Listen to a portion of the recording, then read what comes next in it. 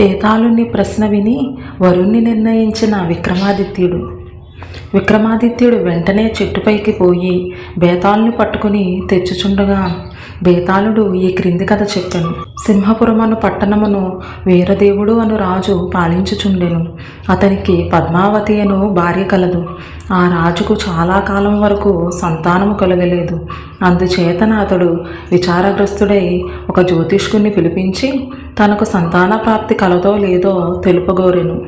అది విని ఆ జ్యోతిష్కుడు రాజును ఒక యాగమును తపమును చేసిన సంతానము కలుగునని చెప్పాను. అప్పుడు ఆ రాజు తన మంత్రికి రాజ్యపాలనా భారము అప్పగించి జ్యోతిష్కుడు చెప్పిన ప్రకారము యాగము చేశాను. పిమ్మట అడవికి పోయి భక్తి శ్రద్ధలతో ఈశ్వరుని గూర్చి తపస్సు చేయనారంభించను. కొంతకాలమైన తరువాత ఈశ్వరుడు ఆ రాజుకు ప్రత్యక్షమై, ఓ రాజా, నీ తపస్సుకు మెచ్చుతిని.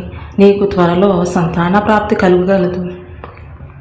ఇక నీ పట్టణముకు పొమ్ము అని పలికి అదృశ్యమైనాడు. ఈశ్వరుని మాటలు విని రాజు పరమానందపడి తన రాజ్యమునకు పోయెను.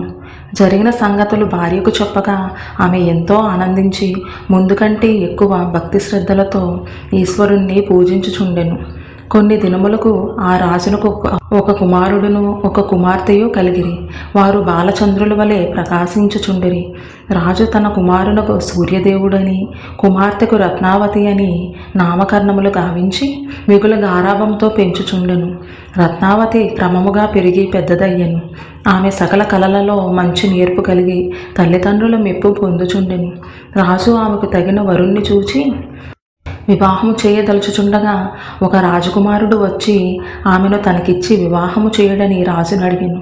రాజు అతనిని చూచి, నా కుమార్తెను గొప్ప ధైర్య సాహసములు విద్యా కలవానికి మాత్రమే ఇవ్వదలిచితిని గాని అన్యులకు ఇవ్వజాలనని తెలుపగా ఆ రాజకుమారుడు నిరాశపడి తిరిగి వెళ్ళిపోయాను.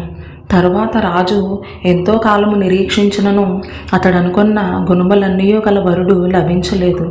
అంతటా రాజు తన కుమార్తెకు తగిన వరుడు లభించునో లభించడో అని దిగులు పెట్టుకొని ఉండగా ఒకనాడు బ్రాహ్మణ, క్షత్రియ, వైశ్య, శూద్రజాతులకు చెందిన 4 అందమైన యువకులు వచ్చి రత్నావతిని తమకిచ్చి వివాహము చేయమని రాజును కోరిరి. రాజు ఏమి చేయుటకు తోచక మంత్రులను పురోహితులను పిలిపించి వీరిలో ఎవనికి నా కుమార్తె ఇవ్వదగునో చెప్పుడని కోరగా వారు ఏమీయో చెప్పలేక మౌనముగా ఉండిపోయిరి.